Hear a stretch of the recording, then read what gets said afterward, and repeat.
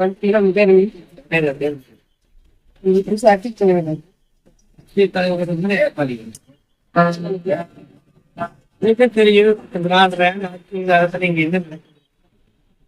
24 மணி நேரம் பதில் 4 time current ஏற்றிட்டாங்க.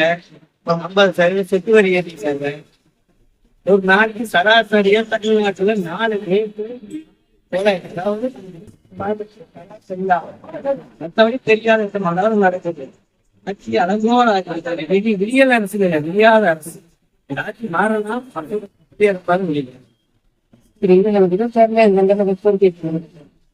வரவே கூடாதுங்கிறத என்னோட கோரிக்கைய.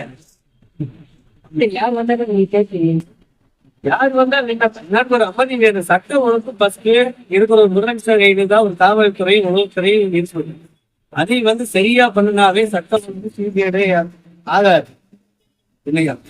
அதாவது நீங்க பின்னாடி உங்களுக்கே தெரியும் நினைக்கிறேன். போன 4 வருஷம் எடப்பாடி ஆட்சி செஞ்சேன். அப்ப சட்டம் ஒழுங்கு எவ்வளவு இருந்துச்சு. மக்கள் பொது பிரச்சனை, தண்ணீர் பிரச்சனை அந்தந்த இடத்துல சில வர்றது நியாயம்தான் இருக்கும். குறைகள் இருக்காது, எல்லா ஆட்சியிலையும் இருக்கும். சட்டம் ஒழுங்கு கேட்டு சின்ன குழந்தையிலிருந்து வயசான பெண்கள் வரைக்கும் இன்னைக்கு ரோட்டு பெரிய நடக்க முடியுமா? பாதுகாப்புங்கிறது கேள்விக்குரிய இல்ல. அவரு வரலாம், இப்பதான் ஆரம்பிச்சிருக்கிறாரு. ஆரம்பிச்சோடனே எவ்வளவு பெரிய ஆப்பு வச்சாங்க தகவல் நம்ம நிறைய பேர் தமிழ்நாடே பார்த்துருக்கு. அதெல்லாம் பேஸ் பண்ணணும். அது நான் நாளைக்கு தீர்ப்பு நினைக்கிறேன்.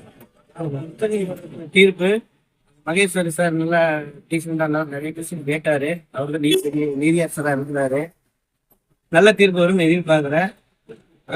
ஆரம்ப கட்டம் ஒரு சேலத்தை கொடுத்து பார்த்திருக்காங்க. முயற்சி வெற்றி திரும்பியார். இல்ல ஒரு நிமிஷம், எடப்பாடியோட கூட்டத்தில் இப்ப டிவிக்கே கூடி பறக்குது, அதை பத்தி இல்ல அதாவது அவங்க தொண்டர்கள் விருப்பம். நான் விஜய் அவங்க சாருங்க நினைக்காதுங்கள. எனக்கு என்ன பத்தினா இணைஞ்சு நின்றாங்கன்னா ஒரு நல்ல அரசாங்கத்தை தரலாம் எதிர்பார்க்கலாம். தனிச்சு நின்றால் எப்படி சொல்றீங்க?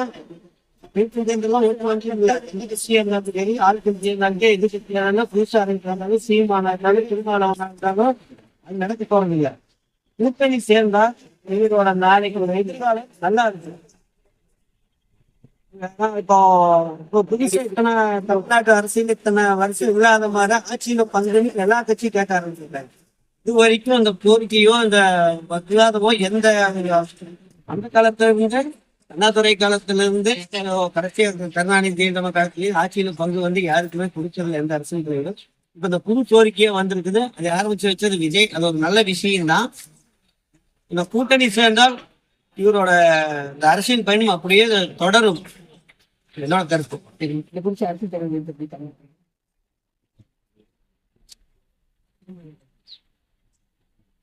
சீமான் நல்லவன் தானே. சொல்லிச்சாங்க